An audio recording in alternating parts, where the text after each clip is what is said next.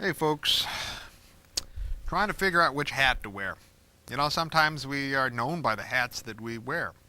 And this film really has me bamboozled whether to wear maybe my at the movies with film hat. Believe it or not, that's what it is. You read the label. We got our own brand. Or my tumbleweed theater hat. Well, I think maybe you should make up your mind when you watch this film because it's one of those hybrids. I like hybrid films. Okay, films that sort of take two different kinds of genres and throw them together. All we really need in this film is a surfboard or Hitler's brain, and we would really have a sort of a full monster mash. And what film are we talking about? Well, ma'am, it's Jesse James meets Frankenstein's daughter. Yeah, right out of that Lady Frankenstein mode. Now, what's this deal with? Well, I'll tell you, it deals literally with what we're talking about. You know, your history. I like films that sometimes monkey around with history.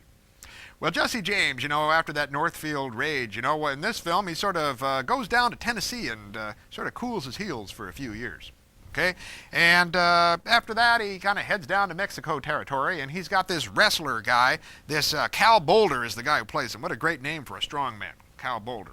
Had to have been a made-up name, right? But this Hank Tracy, who's this big fighter, okay? And they go around and sort of put up fights and things like that and win bets and so on. And Jesse James kind of stumbles into, well, Frankenstein's daughter.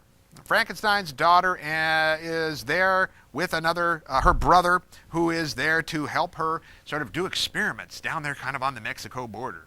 Okay, and she's experimenting on all kinds of people out of this village, and people are coming up missing and dead. And it starts off with all these people leaving the village, and just a few people left. Okay, just enough for the daughter of Frankenstein to kind of pick on. Well, Jesse James and Cal Boulder sort of stumble into her lair, and well, there's brain transplantation to be had, and our Mr. Hank all of a sudden becomes Igor, right? You got to have Igor in here. So she sort of changes his personality to Igor. Now, the film has a lot of great Western elements as well. Jesse James and his sidekick there, what brings them down to that territory? Well, they're going to go down there and they're going to join the Wild Bunch. Yeah. Now, the Wild Bunch kind of decimated. There's only like 3 guys left that are members of the Wild Bunch. They even talk about that. I thought your gang was bigger than this. No. Likewise, Wild Bunch thought that Jesse James' gang was much bigger, but no, it's just down to 2 guys. So the 5 of them are going to go do some robbery and things like that, split the dough and so on 5 ways. And, well, they stumble into the Law. Now, the Law is played by Jim Davis. You remember him, Jock Ewing. Now, this is Jock Ewing before he hit it big in the oil world. Okay, so in a way, we got that Dallas connection in here. Talk about hybrids. Okay, maybe we don't need Hitler's brain. Okay, we got Jock Ewing, and we got him chasing after Jesse James, and they stumble also into Frankenstein's daughter. Now, a lot of horseplay, a lot of gunplay, a lot of shootouts. Yep, better put the right hat on. A lot of lightning, a lot of transplantations, and a lot of work on bodies and things like that. So maybe I better switch over here and get this hat on. It's up to you to find out what you think of this film. Okay, this film is shot by one of our favorite directors, William One Take Bodine. Now, we've seen some of his films on here. He shot some of the East End Kids films, worked with Bela Lugosi and things. He gets around. He was one of those Monogram guys. He worked at PRC, a lot of the low-budget studios, and he made this great, great mixture film. And you know that this is a drive-in movie. This is a film that was shown out there where the kids would be pulling in with their Woodies and so on and watching, well, one of those great, great films. I like the helmet also that they wear in the transplantation scenes. It's not only just putting a brain into the bodies.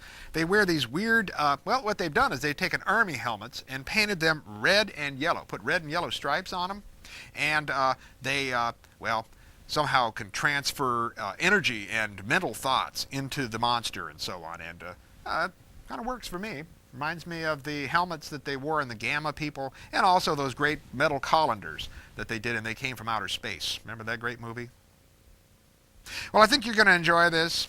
I think you're going to have some fun with it. If you really liked Billy the Kid versus Dracula, okay, which was also made by William One Take Bodine, at this same time period, you're going to like Jesse James Meets Frankenstein, one of those great drive-in movies. And I'll tell you, this is what might put it over the edge whether we're going to consider it a horror film or a Western.